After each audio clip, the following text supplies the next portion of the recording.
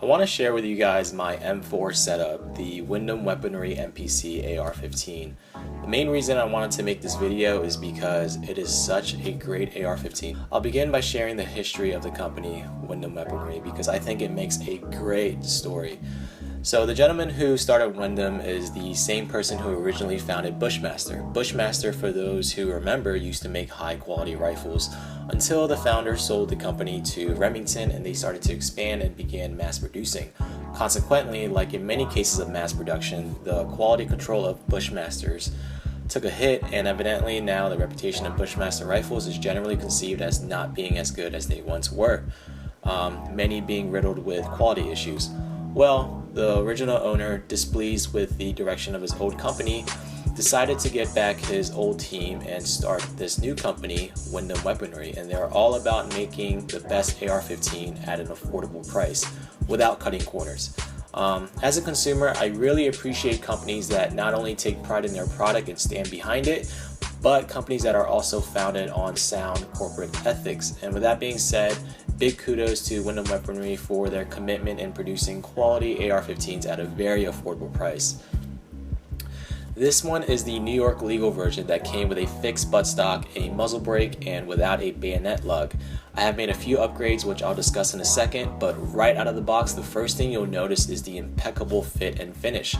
I've never been a fan of the glossy black finish on many of the firearms out there, so when I saw this beautiful matte black coating, I was very pleased. It is flawless and you can immediately tell that it won't scratch very easily. Just running my fingers across, you can tell it's a very durable and resistant coating that looks as good as it is pragmatic.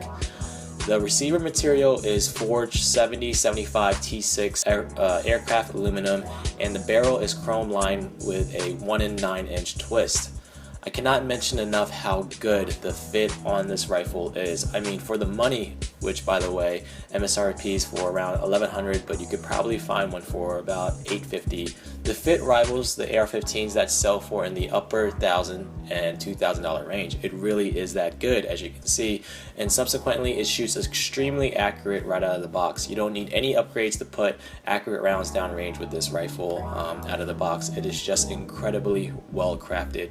You can just tell by looking at how well the lower receiver lines up with the upper receiver here, and also taking apart the rifle, it has just enough tension. I've handled many different AR-15s and M16s and M4s where this little thing, this indent would pop out with very little pressure, and I've also handled rifles where you couldn't get this thing out without hammering it out. But with this weapon, it requires just the right amount of tension, which is indicative of a very well made and fitted rifle. So far, I've shot a little over 1,000 rounds with this thing, both .223 and .556, and I have not experienced a single jam or malfunction.